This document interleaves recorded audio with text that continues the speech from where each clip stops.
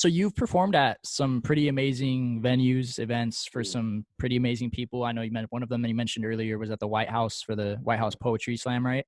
Or Mhm. Jam for President Obama. Talk about that experience and where does that rank on Ooh, your best man. performances or top performances? Oh, that's a great question. Sheesh. Okay, so I'll talk about the experience first, then we'll go into the power rankings. So yeah, it was, I mean, life altering, you know. I was a junior in college. It was spring, I believe. No, no, no. I was a no, I was a junior. I was a Okay. junior in college because I lived in Du Bois College House at Penn. I remember where I was because I was studying for finals. And I got a phone call asking if I wanted to perform at the White House. And one, I said, of course, right? Then Of I course, yeah. literally did laps around my dorm. Like I ran down the stairs, was so hype. I did laps around the dorm. Just to And get then the the game, excitement out.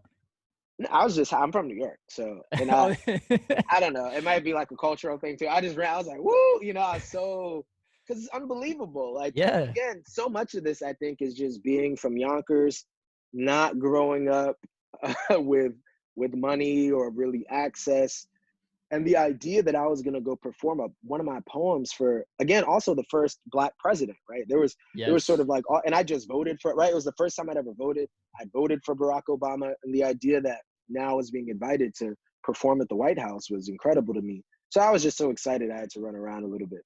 I can But then they understand. gave me the specifics. They said, okay, we need a 2-minute poem on the theme of communication, right?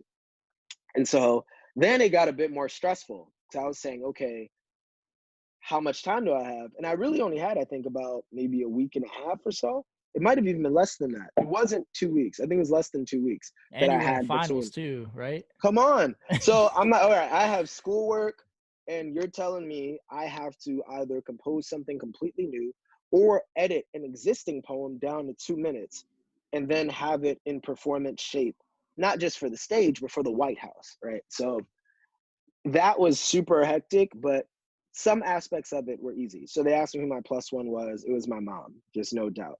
So I get on, they pay for my Amtrak to DC, and I'm standing at the front of the White House with the other poets from that evening, Milo Del Valle, Jamaica Osorio, who now I think is a political scientist at the University of Hawaii, Esperanza Spalding, Lin-Manuel Miranda, Mm, James Earl Jones, Michael jeez. Chabon. It was this wild moment where we were all together because we had to go through a Secret Service, security clearance.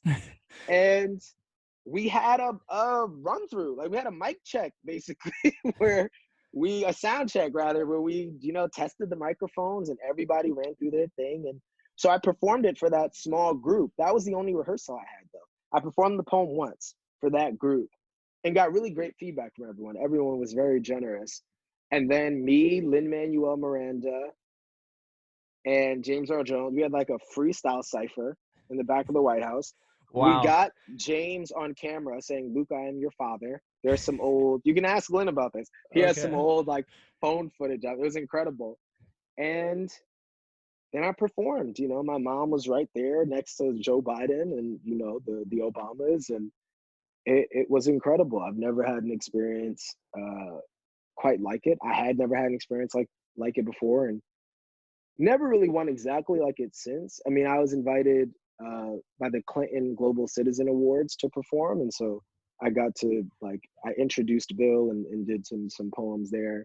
Um, but there was nothing quite like that. Like the intimacy of the space, the fact that Spike Lee was there, Saul Williams was there, James Earl Jones did Othello, right? And like Just a Lynn lot did the of first. greatness going on in that It was building. ridiculous. Lynn did the first public performance of what would eventually become Hamilton. Like he did Wow. the first number from Hamilton. You can see it on YouTube. That Okay, night I'm he gonna did look the, it the up. first number. It's incredible. And so, yeah, that was transformative. And after that was really, I would say, when my career, I was 19, and that was when my career as a professional poet really started. Because after that was when I started charging to do shows and things like this.